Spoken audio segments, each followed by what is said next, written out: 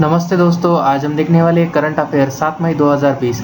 अगर आप हमारे YouTube चैनल पर नए हैं तो target government job YouTube channel को सब्सक्राइब कीजिए।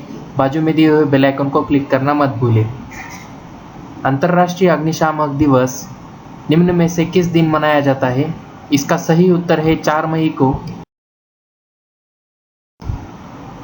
हर साल 4 मई को दुनिया भर में अंतर्राष्ट्रीय अग्निशामक दिवस means international fire fighter day मनाया जाता है। इसे पहली बार साल 1999 में मनाया गया था। इसका मुख्य उद्देश्य फायर फाइटरों को सम्मान और धन्यवाद देना, जो अपनी जान दांव पर लगाकर लोगों और वन्य जीवों की जान बचाने में आग से बचाते हैं। अंतर्राष्ट्रीय अग्निशमन दिवस का प्रतीक 2 रंगी रिबन है, जिसमें लाल रंग आगे को और नीला रंग पानी को दर्शाता है।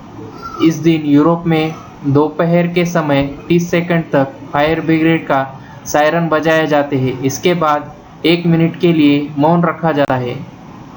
किस राज्य सरकार ने हाल ही में एक बड़ा फैसला लेते हुए प्रदेश में लॉकडाउन को 29 मई तक बढ़ाने का ऐलान किया है? इसका सही उत्तर है Telangana.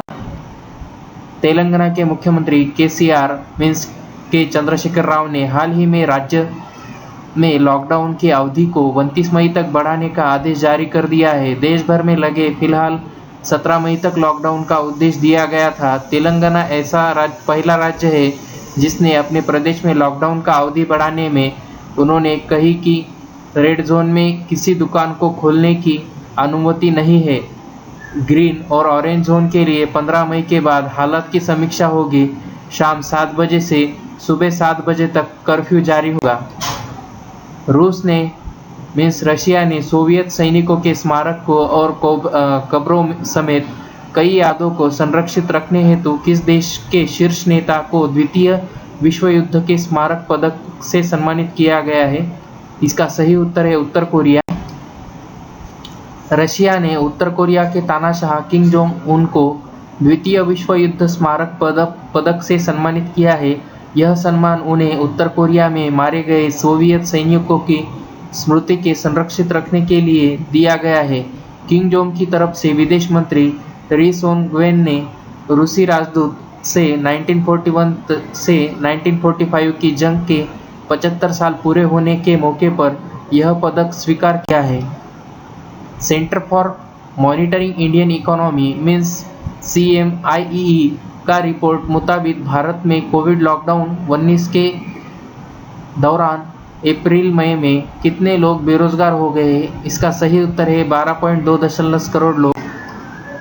Centre for monitoring Indian economy की रिपोर्ट के अनुसार भारत में कोविड-19 लॉकडाउन के दौरान अप्रैल में 12.2 करोड़ लोग बेरोजगार हो गए हैं। बतौर रिपोर्ट 3 मई को सप्ताह समाप्त के दौरान देश में बेरोजगारी का दर बढ़ाकर 27.11% हो गया है।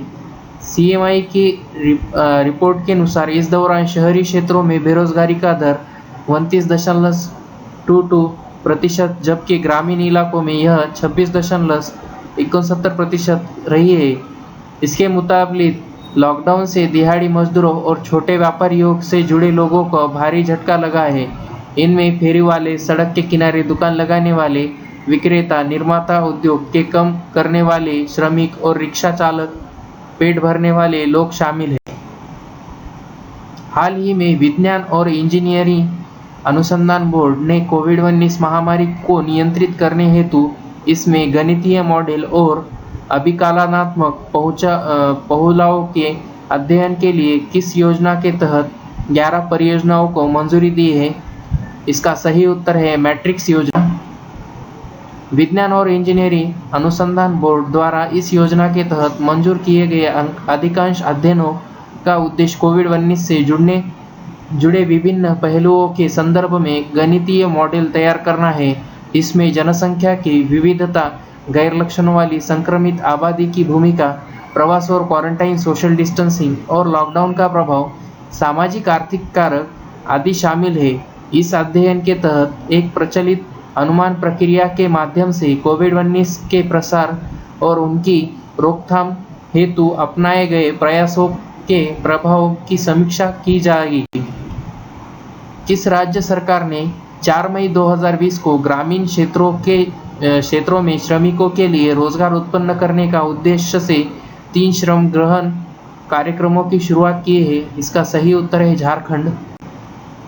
झारखंड राज्य सरकार ने ग्रामीण क्षेत्रों में श्रमिकों के लिए रोजगार उत्पन्न करने के उद्देश्य से 3 श्रम ग्रहण कार्यक्रमों बिरसा हिरत ग्राम योजना, नीलंबर पीतम्बरम जल समृद्धि योजना और वीर शहीद पोतो हो खेल विकास योजना की शुरुआत की है। इन योजनाओं के माध्यम से राज्य में लौट रहे 6 लाख मजदूरों को भी रोजगार उपलब्ध होगा। मुख्यमंत्री हेमंत सोरेन ने प्रोजेक्ट भवन में आयोजित कार्यक्रमों में इन योजनाओं की मदद से करीब 25 करोड़ मानव कार्य दिवस का इंतजाम होगा। जम्मू कश्मीर के कितने फोटो पत्रकारों को पिछले साल अगस्त में अनुच्छेद 370 के अधिकतर प्रावधान हटाए जाने के बाद क्षेत्र में जारी बंद के दौरान सराहनीय काम करने हेतु पुलित्जर पुरस्कार 2020 से सम्मानित किया गया है? इसका सही उत्तर है 3 फोटोग्राफर डार यासीन, मुख्तार खान और चन्नी आनंद न्यूज़ एजेंसी एसोसिएटेड प्रेस में से AP के लिए काम करते हैं। इन्हें आर्टिकल 370 हटाने के बाद जम्मू कश्मीर के हालातों को तस्वीर के माध्यम से दिखाने के लिए सम्मान मिला है। पुलित्जर पुरस्कार की शुरुआत साल 1970 में हुई थी। यह अमेरिका का एक प्रमुख पुरस्कार है जो हर साल 21 श्रेणियों में समाचार पत्रों, साहित्य एवं संगीत क्षेत्रों में कार्य करने वालों को दिया जाता है। भारतीय नौसेना ने विदेशों में फंसे भारतीयों को वापस लाने के लिए किस ऑपरेशन को लॉन्च किया है? इसका सही उत्तर है समुद्र सेतु। भारतीय नौसेना ने विदेशों से भारतीय नागरिकों को वापस लाने के लिए राष्ट्रीय प्रयास के रूप में ऑपरेशन समुद्र सेतु का शुरुआत किया है। भारतीय नौसैनिक जहाज जलश्व एक अन्य जहाज के साथ मालदीव गणराज्य के बंदरगाह में प्रवेश कर रहा है। इस ऑपरेशन के पहले चरण में 8 मई 2020 से भारतीय नागरिकों का निकासी अभियान शुरू होगा।